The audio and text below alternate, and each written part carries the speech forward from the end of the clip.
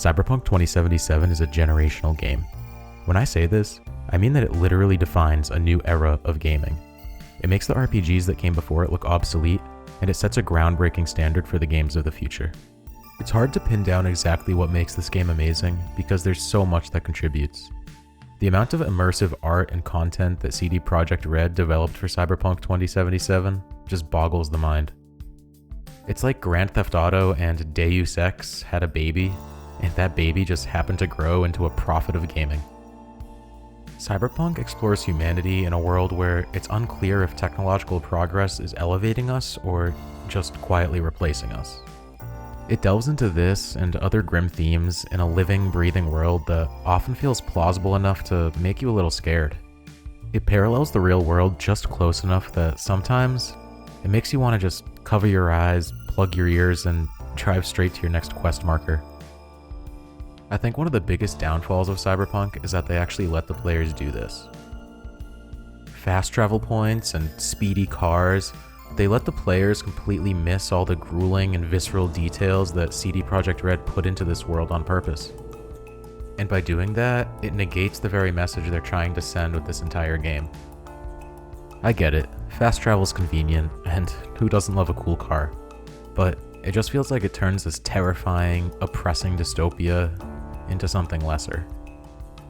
So this video, I'm going to walk around the world of Cyberpunk and try to really experience the environment and what kind of impact CD Projekt Red manages to create purely through the world alone. No storylines, no quests, just existence.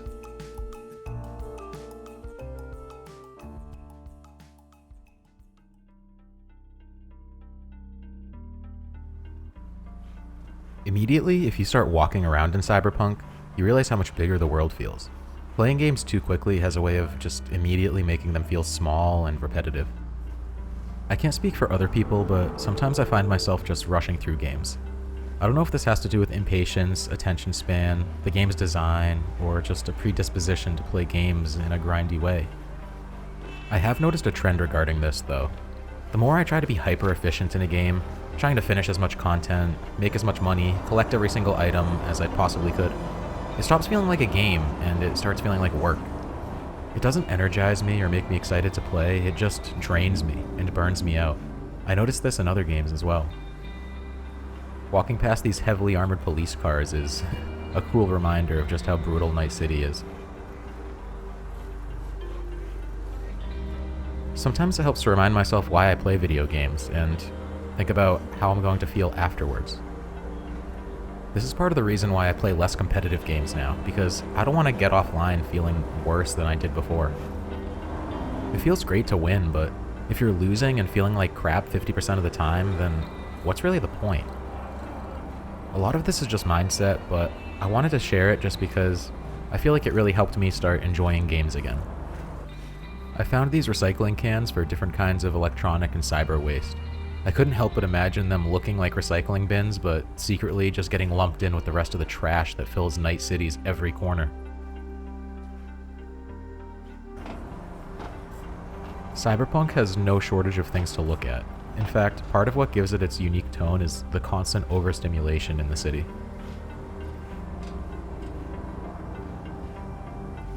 On every corner of your screen, there's always these loud and bright advertisements. Energy drinks, food, medicine, guns, entertainment. It's always filling your eyes and your ears. And honestly, the only thing separating it from real life is a certain level of ridiculousness and the fact that in real life you can just put your phone in your pocket. But that's already hard enough to do, and who knows when the stimulation's going to jump from our phones straight into our heads. When it finally does, I'm sure there's plenty of companies who will be excited to start trying to make money off of it. Again, Cyberpunk just does such a good job of grounding all these seemingly far-off ideas in something really realistic.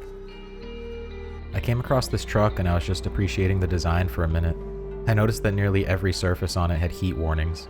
I could imagine some poor truck driver burning himself accidentally every time he brushed against certain parts of the truck wrong, just so the manufacturer could save money on heat shielding. I found this food vendor and I chuckled when I saw that they were serving hot dogs, even a 2077. I'll take mine medium rare, please.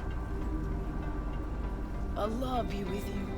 The irony of her saying this as she was selling pork kind of instantly created this tension, like this person was forced to do something at work that contrasted with their personal beliefs, just to make a living. I don't think there's many people who wouldn't relate to this in the real world. Life sometimes has a funny way of trapping you in cognitive dissonance. I hate this job, but I need money. I'm tired of exercising, but I want to be healthy.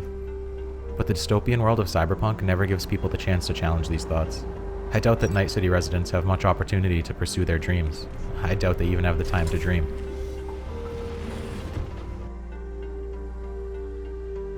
Cyberpunk has a good way of pointing out some of these scary traps in society, but it also helps to remind you that things still aren't as bad as they could be.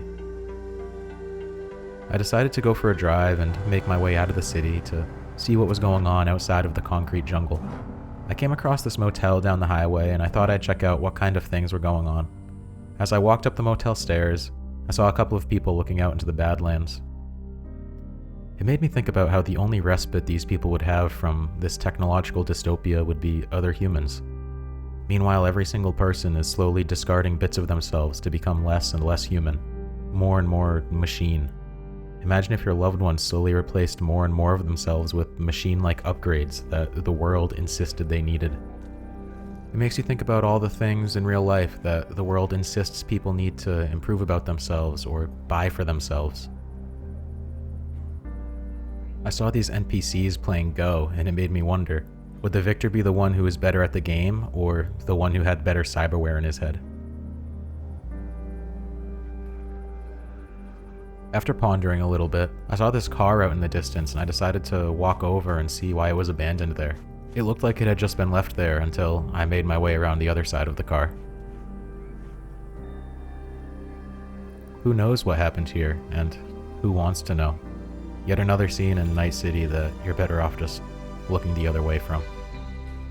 As I walked back, I came past this gas station. I got to eavesdrop on a conversation. Hey, I was thinking, how come we put used parts in some of these rides and new parts in others? Well, my dear, because there's two types of people. Nomads and normals. Nomads, don't you even think about putting secondhand shocks in a nomad car.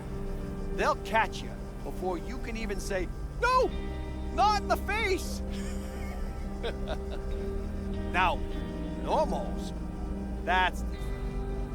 You swap in a used part now and then, no harm, no foul. This conversation really just goes to show that in this world, taking advantage of others and also being taken advantage of is just something that everyone's taking for granted. It's just become accepted. Again, it mirrors some of the worst parts of real life. I went inside and tried to get a sense of how it would feel to work at this little swindling garage. You know, it's funny, they call the areas outside of Night City the Badlands, and yet this little garage was cleaner than most of the places I'd seen in the urban sprawl. It made me wonder if the mega corporations in the game proliferate this idea, so they can drive people towards the cities where it's easy to influence them. Ugh, the Badlands? That's where those nomads live. Come to the city so you can buy artificial meat cakes and Kuroshi optics. Eventually, I called another car and drove off again to see what else I could find. I know, I said you should walk, but I do really enjoy driving in Cyberpunk, and I think the cars are an important aspect of the atmosphere of the game. I actually think it's one of the most creative parts of the game. The developers invented these original car manufacturers who all have their own unique models and styling cues. It really adds to the immersion. There's even lots of implied car culture with faster, more sporty versions of cars, upgraded versions of cars, and even street racing. This highly modified Archer Quartz is one of my favorites. This is supposed to be a scenic overlook with binoculars that people can use to look out over the city, but it's filled with 2 abandoned cars and heaps of trash. Of course, this is Cyberpunk, so there's plenty of room for an advertisement billboard as well.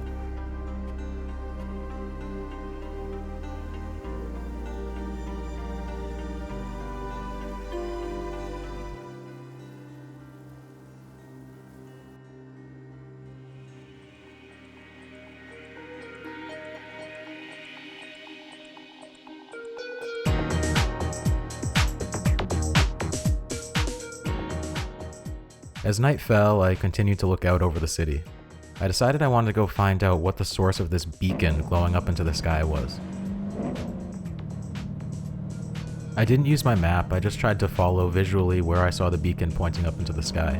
I mean, that must be the point anyways, right?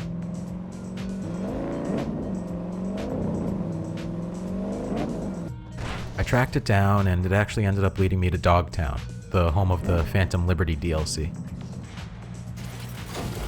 There's always something so creepy about going through this scanner. It must be either the bassy noise or just the invasiveness of it. Or maybe just the giant autocannons trained on you. I slowly crept into Dogtown, and I realized that I was coming up on what was probably going to be my final destination for the video. Felt like I'd seen more of the city than when I just pop over through fast travel points. As I took this left turn, I realized that it was bringing me towards this huge nightclub. I do remember this place from the Phantom Liberty story, I just had kind of forgotten that it was a giant pyramid shining a beacon into the sky. Or maybe I never noticed in the first place, because I was too busy just breezing through all of the missions.